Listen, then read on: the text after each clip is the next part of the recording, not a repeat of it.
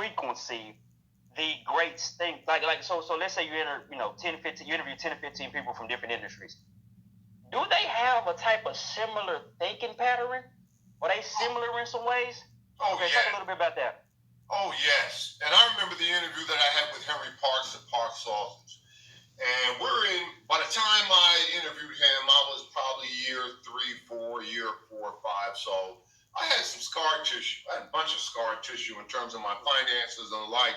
Because after a year and a half of this, I went full time and I was living off the earnings of my wife and 3 daughters and the like, mortgage bills. And so I'm up there. And during the interview, I sort of shared, he wanted to know, well, tell me something about you, man. And I, share my story. And then, of course, telling him the rough side of the mountain that I was climbing and blah, blah, blah. And he said it all. He said, wait a minute, pump the brakes, man. Young man, here's the answer that you need.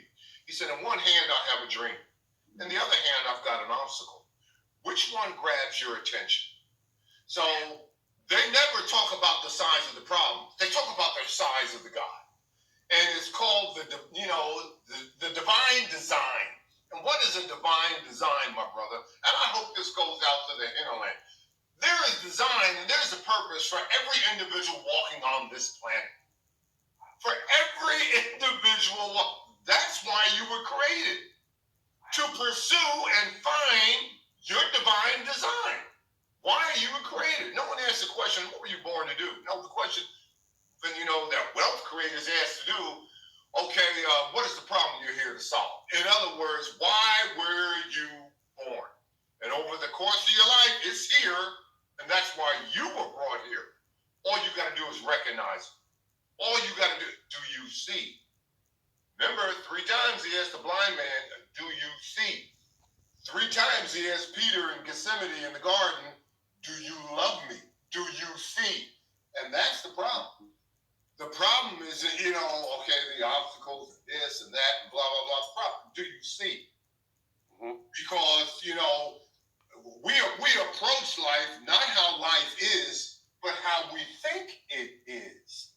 Yep. If you got a mindset of hatred and despondency and despair, well, what type of life do you think you're going to live? But if you have a mindset of joyous and abundance, and no matter where I turn, prosperity is there.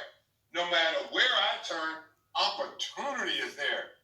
Like years ago, I told my students, see that guy standing on that street corner with that cardboard sign saying, I work for food? He said he got the same opportunity to build